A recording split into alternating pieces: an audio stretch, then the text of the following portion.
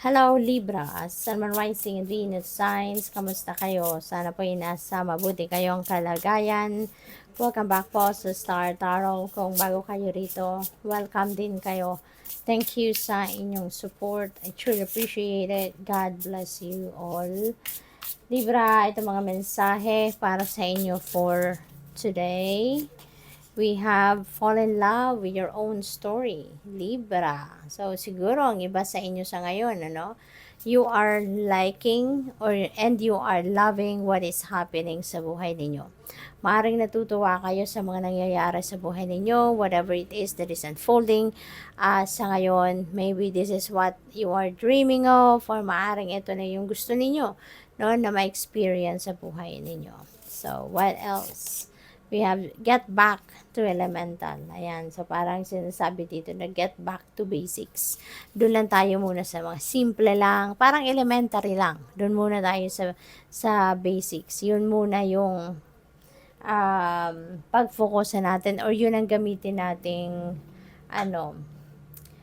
diskarte sa ngayon. Wag muna tayo doon sa mga komplikado. Wag muna tayo doon. Isang tabi muna natin yung mga extrang kung ano-ano, 'di ba? Na nagpapa-complicate lalo ng inyong sitwasyon. Kaya doon muna tayo sa basics lang muna, sa mga simple munang pamamaraan. We have Creator Earth.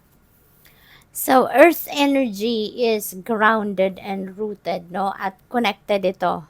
Yung Earth energy connected sa ating safety and our stability. No, this is the realm ng ating generosity, kaperahan, pamilya, yung gano'n, ano.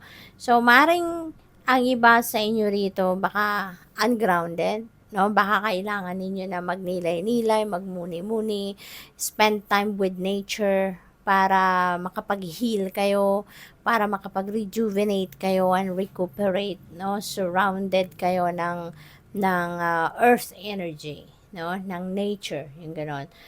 Possible din, ang iba siguro sa inyo, baka kailangan ninyong pag-isipan, pagplanuhan yung inyong kaperahan, dumiskarte, no, para sa inyong finances, para sa inyong mga savings, para sa inyong investments, yung mga ganon. No? Or siguro pagpaplano regarding pamilya, or pagpaplano regarding finances, no, or financial future ng inyong pamilya, no. What else? We have change maker, make waves. Ayan, so parang create an impact, no, sa buhay ninyo. Gawa kayo ng mga pagbabago, baka maaring ngayon na yung kailangang i-improve pa, baka ngayon ninyo makikita pa, no, yung mga dapat na baguhin sa ibang parte ng buhay ninyo, baka ngayon ninyo yan mapapansin, no? Kaya maybe you are going to change something sa buhay ninyo, and you are making plans, or you're going to take action na magkakaroon ng impact, no, sa buhay ninyo sa iba't ibang parte. So maaring gano'n ang magiging ganap ng iba sa inyo rito. External validation, you don't need this, 'di ba? Hindi mo kailangan, no, ang validation ng kung sino man. Hindi mo kailangan ng approval ng kung sino man para masabi mo na you are worth it, para masabi mo na you are powerful, para masabi mo na ikaw ay magaling, no? Because even without them, even without the validation of other people, alam mo sa sarili mo kung anong ang kakayanan mo.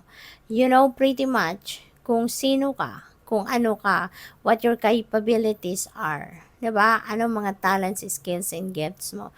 Kayo lang ang tanging nakakaalam niyan, no? Kayo lang ang tanging nakakakilala buong-buo sa sarili ninyo. Kaya hindi mo kailangan ang validation ng iba. Hindi mo kailangan ng approval ng iba para masabi mo na magaling ka, para masabi mo na worthy ka of success, 'di ba? Kasi you know pretty much kung sino ka, kung ano ka, anong meron ka, anong kakayanan mo. Okay? You are amazing. Always remember that. You are amazing. You are unique. 'Di ba? You are equipped, no? Para ikaw ay magtagumpay. You have all it takes to succeed sa buhay, no? Kaya hindi kailangan ng validation ng iba para bago ka mag-take action, no? Kasi may kakayanan ka, katulad din ng iba. Kung kaya ng iba na magtagumpay, kayang-kaya mo din, di ba? Okay? So, what else? We have, what does your soul say? Ayan. So, maaaring meron ka mga plano, baka may mga ideas ka, pero baka nagdadalawang isip ka pa. So, hold on to that, no? And ask yourself, ask your soul, diba? Magnilay-nilay ka, magmuni-muni ka, no? And ask yourself, tune in, tap into your soul, at tignan mo kung ano yung maririnig mo dyan, no? If kung yung plano mo, yung ideas mo will make your heart sing, will make your soul sing, will nurture your soul, diba? Then from there, then take action, no?